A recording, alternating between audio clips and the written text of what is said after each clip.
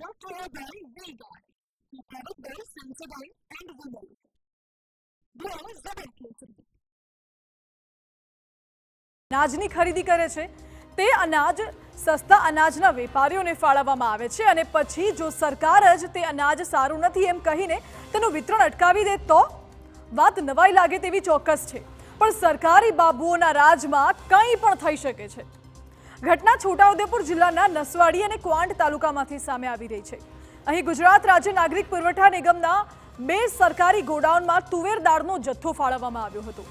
નવાઈની વાત તો એ છે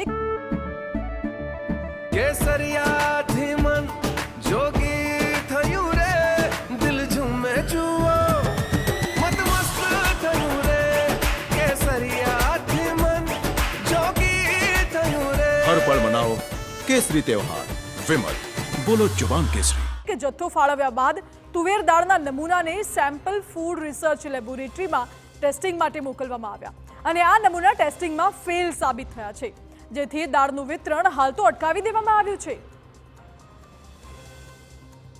ઉલ્લેખનીય છે કે નસવાડી અને ક્વાંટ તાલુકાની કુલ મળીને 115 દુકાનોમાં આ દાળનો જથ્થો ફાળવવામાં આવ્યો હતો। આ દાળનો જથ્થો મેળવવા માટે સસ્તા અનાજના વેપારીઓએ 17 લાખ રૂપિયા પણ ચૂકવ્યા અને હવે દાળનું વિતરણ અટકાવી દેવાને પગલે સસ્તા અનાજના સંચાલકોના રૂપિયા પણ અટવાઈ ગયા છે। પરમિટ 200 ક્વિન્ટલ આવેલી, જે પૈકી તુવેરદાળની આવક 200 કટ્ટાની 15/5/2024ના રોજ થયેલી, જેનો સેમ્પલ માટે એફઆરએલ ગાંધીનગર સેમ્પલ મોકલતો 17/5/2024ના રોજ જે રિપોર્ટ આવેલ એ ફેલ આવેલ હોય અને તુવેરદાળનું વિતરણ થયેલ નથી। મહત્વનું છે કે જ્યાં સુધી તુવેર દાળનો નવો જથ્થો નહીં આવે ત્યાં સુધી દાળનું વિતરણ કરવામાં નહીં આવે, એટલે કે લાભાર્થીઓને દાળ વગર તરસવાનો વારો આવશે। બીજી તરફ અનાજના સંચાલકોએ પણ નુકસાની વેઠવી પડે તેવી પરિસ્થિતિ ઊભી થઈ છે।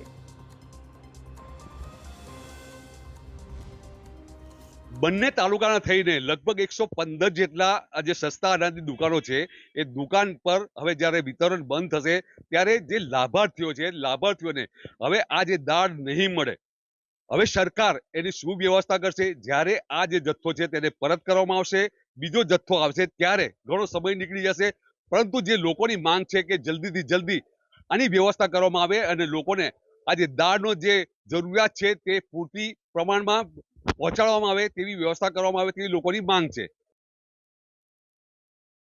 સમગ્ર ઘટના તંત્ર સામે અનેક સવાલો ઊભા કરી રહી છે।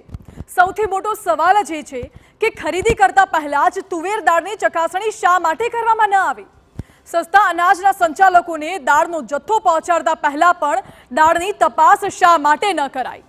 નસવાડી તાલુકાની 42 દુકાનોમાં 200 ક્વિન્ટલ તુવેર દાળનો જથ્થો ફાળવવામાં આવ્યો છે, જ્યારે ક્વાંટ તાલુકાની 73 દુકાનોમાં 149 ક્વિન્ટલ તુવેર દાળનો જથ્થો ફાળવવામાં આવ્યો છે।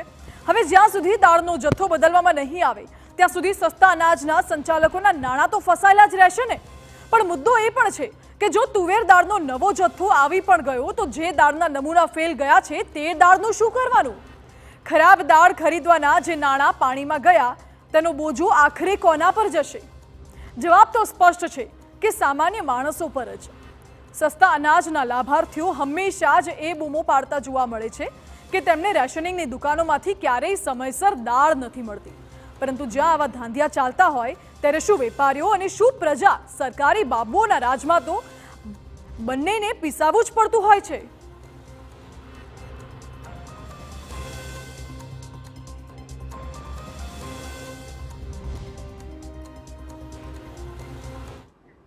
અને આ વચ્ચે મહત્વના સમાચાર સામે આવી V-Guard, the product by Sensodyne and Women.